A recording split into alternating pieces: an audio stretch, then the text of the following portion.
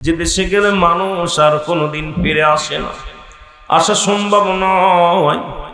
এই পৃথিবীর মধ্যে আসার একটা সিরিয়াল আছে, যাওয়ার কোনো সিরিয়াল নাই। দেখা যায় দুনিয়ার মধ্যে বাবা জিন্দা, সন্তান নাই রে। দুনিয়ার মধ্যে বাবার কাঁধে সন্তানের লাশ, দাদার কাঁধে নাতির লাশ। ওই লাশ বহনকারী ব্যক্তি জানে দুনিয়ার মধ্যে সন্তানের লাশ কত ভারী। ওই লাশ বহনকারী ব্যক্তি জানে বাবার লাশ কত ভারী। এ দুনিয়ার মুসলমান শুনে নাও, পৃথিবীর মধ্যে মানুষের মৃত্যু হয় দুইটা টাইমে গো। একটা হলো রাতের বেলা, একটা হলো দিনের বেলা। ও আমার ভাইরা, আমার বন্ধুরা, আমার আল্লাহ দিন শুরু করেছে নামাজ দিয়া, রাত শুরু করেছে নামাজ দিয়া। ও দুনিয়ার মুসলমান শুনে না, দিনের শুরু হলো ফজর, বান্দারে 2 রাকাত সুন্নাত নামাজ তুমি আদায় করলাম। নবীর সুন্নাত তরিকার মধ্যে চলবা না, আদায় করতে হবে। 2 রাকাত সুন্নাত নামাজ তুমি আদায় করলাম, সঙ্গে সঙ্গে তুমি হয়ে গেল আমার নবীর প্রেমিক।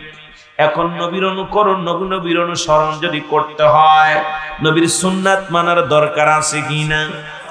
জোরে বলেন আছে কিনা? এ মুসলমান, এবার নবীর প্রেমিক হইয়া গেলা গো। এইবার 2 রাকাত ফরজ নামাজ তুমি আদায় করলা, সঙ্গে সঙ্গে তুমি হয়ে গেলে আমার আল্লাহর গোলাম। এখন দিনের মধ্যে যদি মরণ হয়, তুমি হবা আমার রাসূলের প্রেমিক, আল্লাহর গোলাম। এখন মুখে মুখে বলবা আমার স্রষ্টা, আমার রব, আমার আল্লাহ, আমার বিধান, আমার ইসলাম। সব কথা বললে ইসলামের বিধান মানলা না, কোরআনের আইন মানলা না, হাদিসের আইন মানলা না। ও মুসলমান শুনে নাও, দিনের বেলা মৃত্যু হইল গো। কোন ব্যক্তি যখন আল্লাহর গোলাম, রাসূলের প্রেমিক হইয়া দিনের ভিতর থেকে বিদায় হয়ে যায়, ওই ব্যক্তি জান্নাতি, এর মধ্যে কোনো সন্দেহ নাই। 5 ওয়াক্ত নামাজ, 5 ওয়াক্ত সালাত যে ব্যক্তি জামাতের সাথে সময় মতো ওয়াক্তের মতো আদায় করতে পারবে, আমি নবী তার হাত ধরে জান্নাতে নিয়ে যাব। আর একটু ঘোষণা কার? আমার নবীজির ঘোষণা কার? নবীজি, নবী কয় যে ব্যক্তি 5 ওয়াক্ত সালাত সময় মতো ওয়াক্তের মতো আদায় করবে, আমি নবী তার হাত ধরে জান্নাতে নিব। আর একটু জোরে বলা যাবে না? যেহেতু আমরা মুসলমান বলে দাবি করি, নবীরও মানতে হবে। নবী যেহেতু বলছে একমাত্র কিয়ামতের ময়দানে সুপারিশকারী হবে নবী। এ মুসলমান শোনো, কঠিন দিনের বিপদের কান্ডারি রাহমাতুল লিল আলামিন, সুবহানাল্লাহ, এই নবীর পক্ষে যেতে চাই কি চাই না? জোরে বলেন, চাই কি চাই না? সেই নবীর পক্ষে যেতে চায়। দরদি বন্ধুরা আমার, নবীর আত্মীয় সাহাবী, গরীব সাহাবী, নাম হলো আব্দুল্লাহ আনসারী। নামটা কি? আব্দুল্লাহ আনসারী। তৎকালীন জামানায় সবচাইতে গরিব সাহাবী। স্বামী স্ত্রী মিলা মাত্র একখানা কাপড়, এত অভাবের সংসার, গরিব মানুষ চলতে পারে না। বাড়িতে ওয়াজ শুনে, নবীজি ওয়াজ শুনে ওয়াজ করেছে মসজিদে। সাহাবী বাড়ি গেছে, বিবি ডাকতে বলে স্বামীরে, আজকে কেন ওয়াজ করে আসতে দে, আপনার কেন নামাজ আদায় করে আসতে দেরি হলো কেন? সাহাবী বলে, বিবি আমার রাসূল বলছে আজকে ওয়াজ করেছে। কি ওয়াজ করছে বিবি শোনে। আর আমাদের বউগুলো বাড়ি গেলি কয় ওয়াজে গেছিলে, কয় হ। কি খাবার দিছে? কয় খিচুড়ি। কয় আনছনি, মজা হয়েছে নি? আরে একবারও জিগাই না মৌলানা সাহেব কি ওয়াজ করছে, কি আমলের ওয়াজ করছে। আর ওয়াজ কি আইসাই তো গালি গালাস, এর বিরুদ্ধেও গালি, ওর বিরুদ্ধেও গালি। এখন নেটের মধ্যে যত বক্তার ওয়াজ শুনি বড় আশ্চর্যজনক হয়ে যায়, দেখি শুধু গালি গালাস। আমার দেশে যে বক্তা যত গালি দিতে পারবে আর যত রং কথা বলতে পারবে, তারই মূল্য, তারই মর্যাদা বেশি, তার হাদিয়া বেশি। জোরে জোরে চিল্লায়া বলা যাবে না, ঠিক কি না? আব্দুল্লাহ আনসারীর বিবি বলে, স্বামী ও আমার প্রাণের স্বামী গো, রাহমাতুল লিল আলামিন কি ওয়াজ করেছে আমারে জানেন? আব্দুল্লাহ আনসারী বলে, বিবি রে, রাহমাতুল লিল আলামিন বলছে যে ব্যক্তি 5 ওয়াক্ত নামাজ সালাত সময় মতো আদায় করতে পারবে, সময় মতো আদায় করতে পারবে, আল্লাহর নবী তার হাত ধরে জান্নাতে নিয়ে যাবে। জোরে বলা যাবে না সুবহানাল্লাহ? বিবি ডাকতে বলে, স্বামী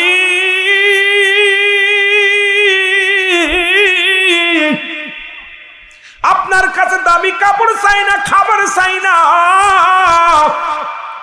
আপনার কাছে দুনিয়ার কোন রং তামাশা চাই না, আপনার কাছে একটু দাবি, আপনি একটু আমার সুযোগ করে দিবেন, আমিও যেন সময় মতো সালাত আদায় করতে পারি, আমিও যেন ওক্তে মতো সময় মতো আমার আল্লাহর বিধান আদায় করতে পারি, নামাজটা আদায় করতে পারি।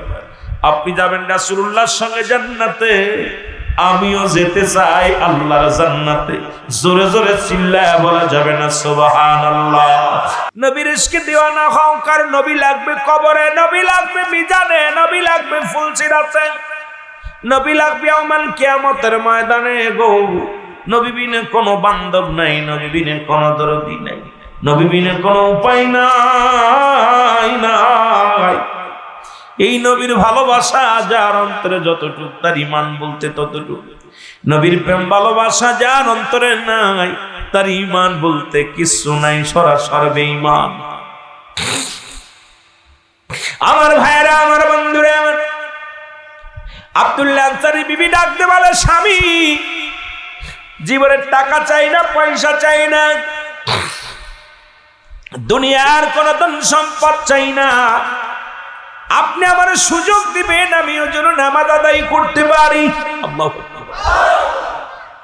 রাসূলুল্লাহ সালাম ফিরে নামাজ, আসসালামু আলাইকুম ওয়া রাহমাতুল্লাহ, আসসালামু আলাইকুম ওয়া রাহমাতুল্লাহ।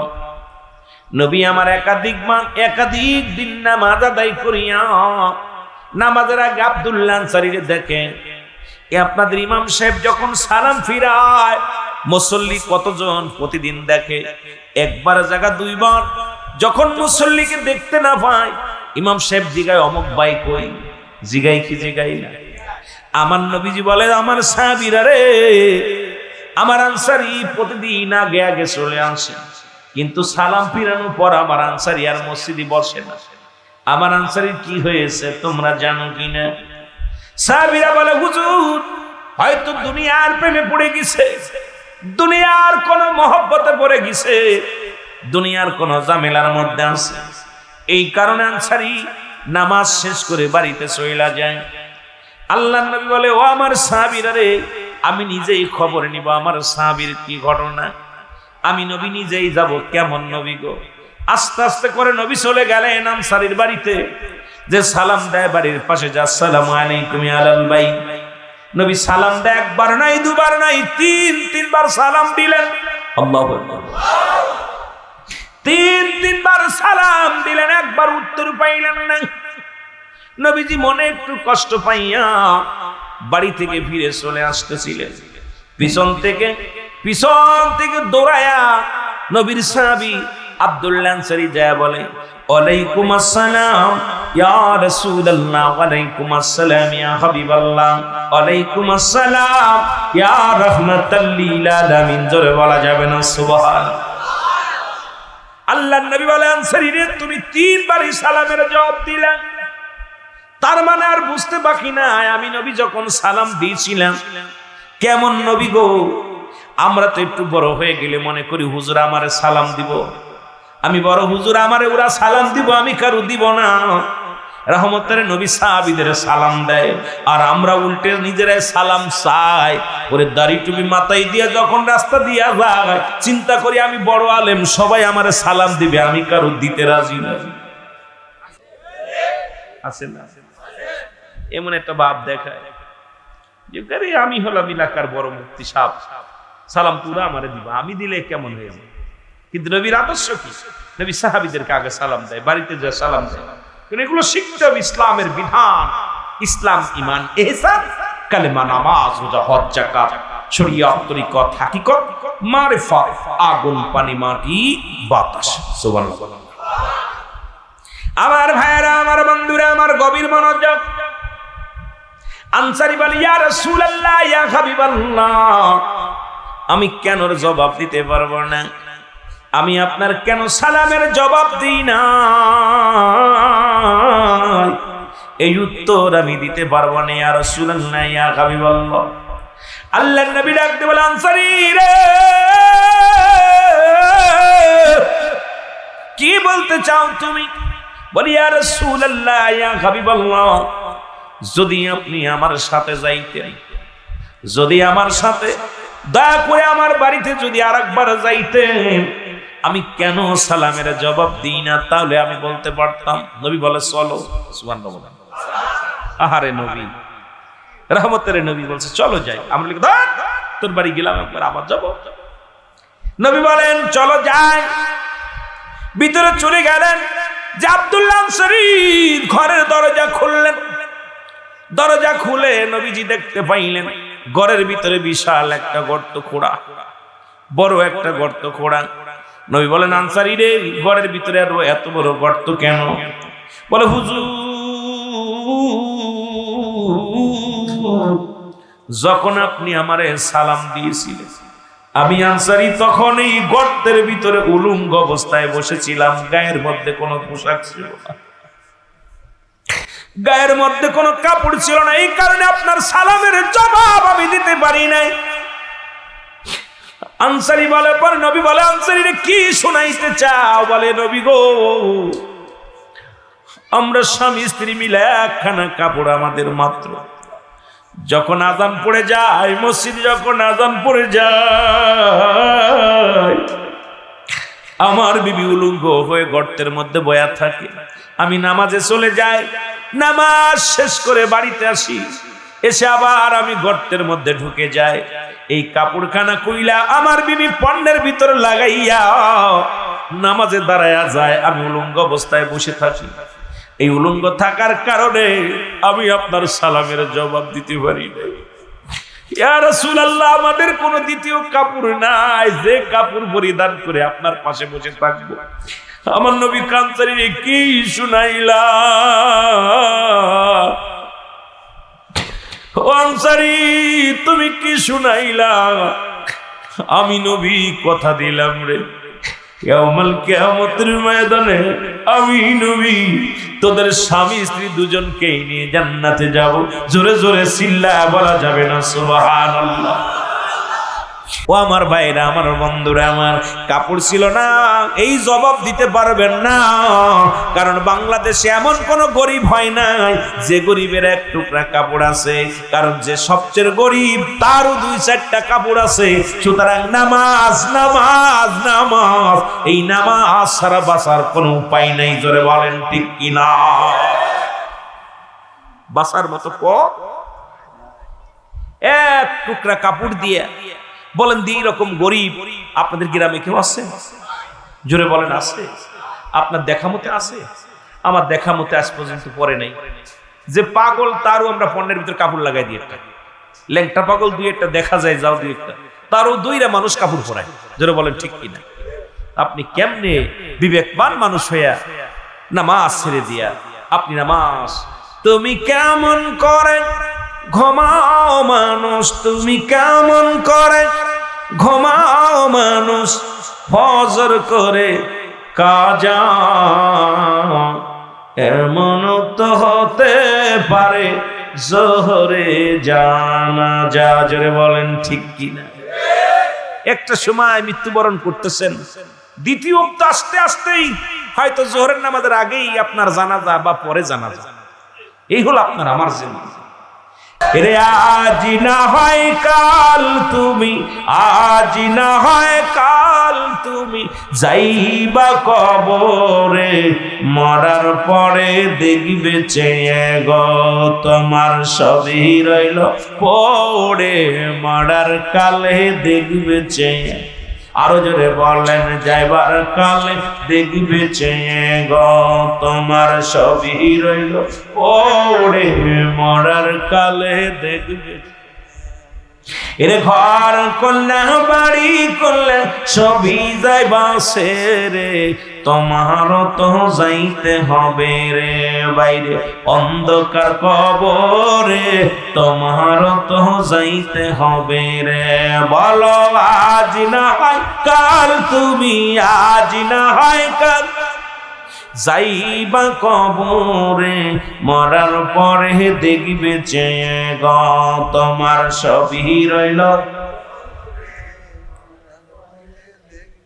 হায় হা, কি করছেন বাবা? সুদ গুড় জিনা, আরে সুদ খায়া বাড়ি করতেছেন, ঘুষ খায়া বাড়ি করতেছেন। সরকার এত টাকা বেতন দেয়, তারপরেও 500-1000 অফিসে বইয়া সুদ না খাইলে ঘুষ না খাইলে চলে না, ঘুষ ছাড়া কলম চলে।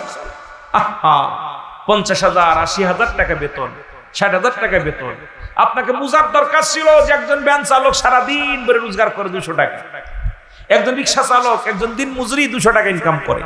আমাকে আল্লাহ এমন ব্যবস্থা করেছে যে আমি প্রতিদিন 2000 টাকা ইনকাম করি, তারপরেও অফিসে বইয়া সুদ না খায়া এই ঘুষ না খাইলে চলে না, কলমের খোসা দিয়ে ঘুষ খাচ্ছে। হারামখোর! এই হারামখোরের চিন্তা নাই যে আমি বাড়ি গাড়ি করতেছি কার জন্য। ওই ছেলে আমার শত্রু হবে, বিবি আমার শত্রু হবে, আমার মেয়ে আমার শত্রু হবে, আমার যাদের জন্য আমি এত অন্যায় করতেছি, যাদের জন্য সুদ ঘুষ খাচ্ছি, তারা একদিন আমার জন্য তারাই একদিন কি করবে? সাক্ষী দিবে। যেটা বলেন কিনা, তারা একদিন কি করবে? সাক্ষী দিবে, বিপরীতে সাক্ষী দিবে। এই চিন্তা আমাদের মধ্যে নাই কেন? বড় আশ্চর্য হই, মরণের চিন্তা নাই। আমি কি আমার বাবারা, আমি আজ কদিন খুব লক্ষ্য করতেছি, দেখলাম যে অনেক মৃত্যুর পরে দাদার গলা দইরা সেলফি তুলে ছেড়ে দিছে। আমি আশ্চর্য হলাম, মরা মানুষের গলা দইরা, হুজুর মানুষের গলা দইরা দিয়ে সেলফি তুলে ছেড়ে দিছে।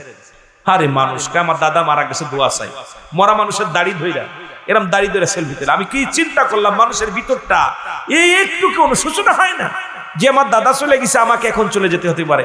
দাড়ির মধ্যে হাত দিয়ে গতকালকে দেখলাম একটা ফেসবুকে, দেখি একটা ছেলে, আপনার দিনাজপুরে একটা ছেলে, ওনার দাদা মারা গেছে, ওনার দাদার মরা লাশ ধরে সেলফি তুলে, আমার দাদা মারা গেছে, বন্ধুরা দোয়া চাই।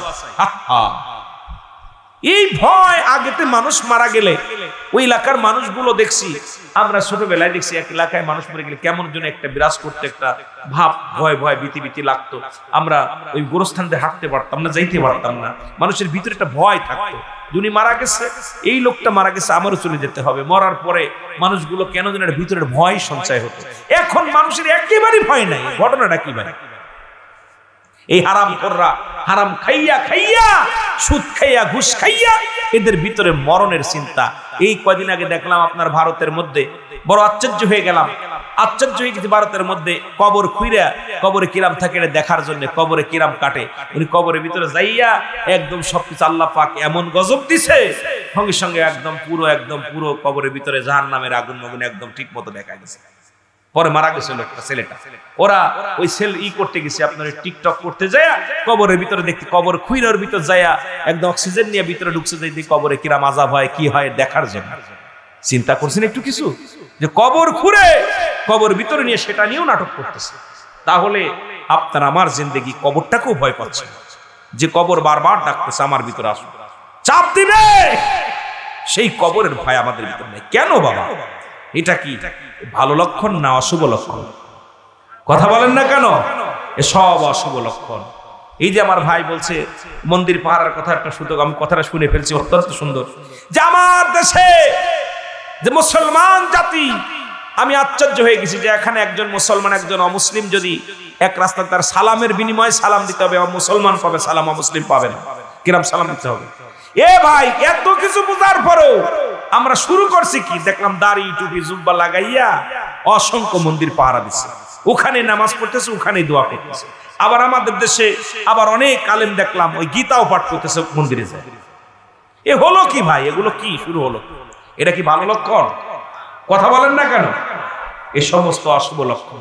এই জন্য বাবা অনুরোধ করব, ওয়াজ নসিহত প্রতিদিন হচ্ছে, আলেমের অভাব নাই, ইমামের অভাব নাই। মসজিদ ছিল কাঁচা, মসজিদ এখন হয়েছে পাকা, মানুষের ইমান একেবারেই ফাঁকা। জোরে বলেন ঠিক কিনা?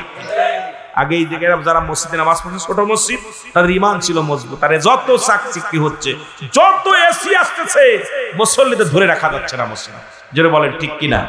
মসজিদে ধরে রাখা যাচ্ছে না, কারণ তারা বাইরের দিকে, ওই বাইরের দিকে খেয়াল, খালি বাইরের দিকে খেয়াল, মসজিদে প্রবেশ করতে চায় না, যদিও করে মন দাঁড়ায় না। যেটা বলেন ঠিক কিনা? আমার মরণ আসিবে কখন কেউ তো জানি না, আমার মরণ আমি চলে যাব, আমায় তোমরা ভুইলা যাইও না, আমি চলে যাব, আমায় তোমরা, আমার মরণ আসিবে, আরো জোরে বলেন, আমার মরণ আসিবে কখন,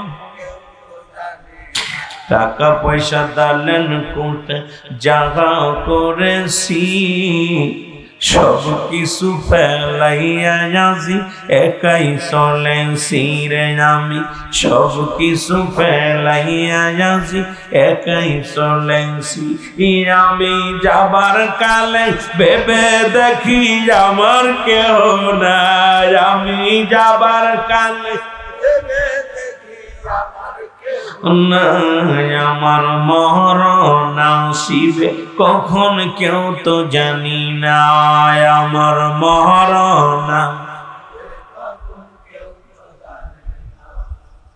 এই পৃথিবী চিরদিনই থাকার জায়গা নয়, অন্ধকার কবর যে তোমার আসল ঠিকানা রে মানুষ, অন্ধকার কবর যে,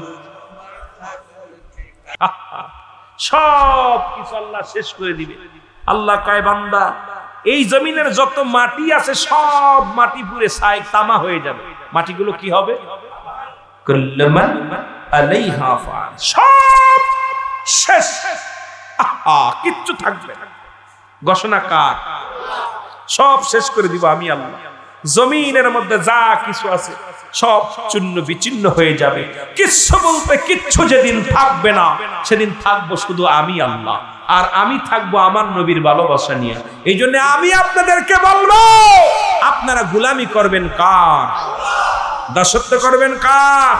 হুকুম মানবেন কার? জীবন গড়বেন কার জন্যে? জীবন দিবেন কার জন্যে? মনে থাকবো, যারা বলেন মনে থাকবো। সবকিছু ভাবতে গেলে অনেক চিন্তা আসে, আল্লাহ কখন যেন চলে যায়, আশ্চর্য হয়ে যায়। আপনাদের আজকে সভাপতি সাহেব সকালবেলা বলবেন, আপনাদের সভাপতি সাহেব উনি আপনার ওই মুক্তার হোসেন সাহেব বলবেন যে আজকে রাত 8টার সময়, 8 ঘটিকার সময় মুক্তার হোসেন তার নিজ বাসভবনে ইন্তেকাল করেছে। ইন্না লিল্লাহি ওয়া ইন্না ইলাইহি, কথা কয় না কেন? মরহুমের জানাজার নামাজ আমার ভাই মুক্তার আর বলবো না, ইমাম সাহেব হুজুর আর মুক্তার নাম উচ্চারণ করবো না, কয় মরহুমের জানাজার নামাজ আগামীকাল অমুক জামে মসজিদের সামনে অনুষ্ঠিত হইবে। উক্ত জানাজার নামাজে আপনাদের শরীক হওয়ার জন্য বিশেষভাবে অনুরোধ করা যাইতেছে। ও ভাই, একই মুখে একটু আগে নাম বলছে মুক্তার আলী, এর পরে মায়ের কথা বুঝেন না? আমার বলছে মুক্তার মারা গেছে, এরপরে কি মায়েতের জানাজা বলবে না, মুক্তার আলীর জানাজা নাম বলবো? কথা কয় না কেন? নাম বলবো? কি বলবো? মায়েতের জানাজার নামাজ, নামাজ বাদে, জোহরের নামাজ বাদে বা নামাজের আগে 10টায় বা 12টায় অনুষ্ঠিত হবে। এ হলো আপনার জিন্দেগি, এক মুখেই সেকেন্ডের মধ্যে নাম পরিবর্তন। এই জিন্দেগি কিসের জন্য? এত ফালাফালি কিসের? এত ক্ষমতার লোভ কেন? এই চেয়ারের এত লোভ কেন? এত গদির লোভ কেন? এমপি মন্ত্রী হওয়ার লোভ কেন? এত বাহাদুরি আসে কোথা থেকে? এত লোভ লালসা কোথা থেকে আসে?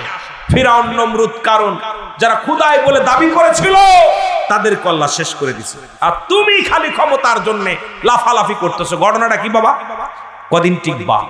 এই দুনিয়ার জিন্দেগিটা একটা মুসাফির খানা, হয়তো কেউ আগে কেউ পরে। শরীর বলেন ঠিক কিনা? বাদশাহ ফকির হ্যায় সবকো একই ঠিকানা। শেখ সাদি বলতেছেন, বাদশাহ ফকির হ্যায় সবকো একই ঠিকানা। কেমন মুসলিম অবস্থা কি? রাতের মধ্যে নবীর পক্ষেও যাই নাই, আল্লাহর পক্ষেও যাই নাই।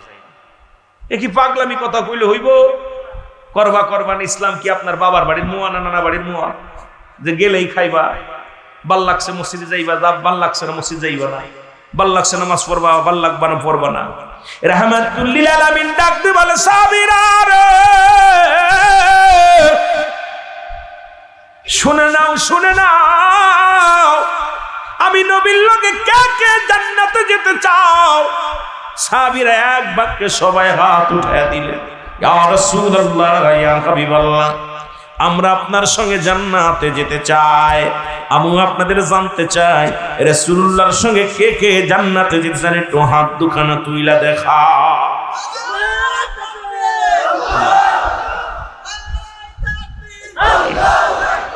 নারায়ে রিসালাত, লিল্লাহি তাকবীর বলবেন, নারায়ে তাকবীর বলবেন, মাঝে মাঝে নারায়ে রিসালাতও দিবেন।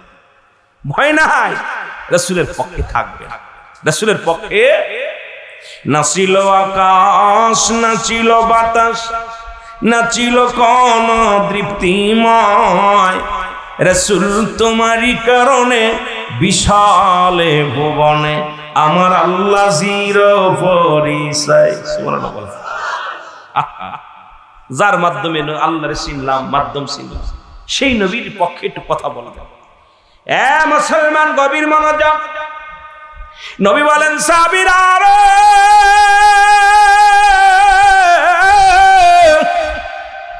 তোমরা শোনো গমন দিয়া, মদিনাতে কাঁদেন নবী উম্মতের লাগিয়া। বলো, মদিনাতে কাঁদেন নবী।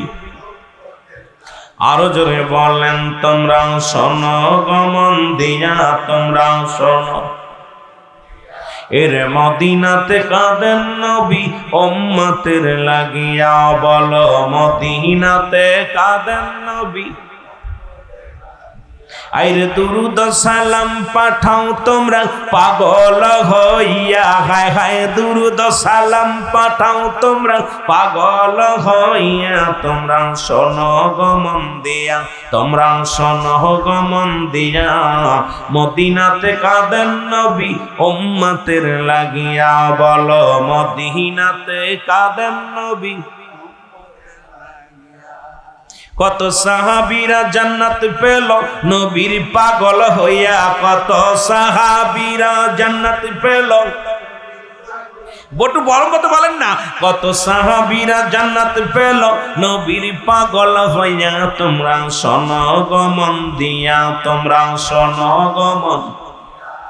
মদিনাতে কাঁদেন নবী উম্মতের লাগিয়া। বলো, মদিনাতে কাঁদেন নবী।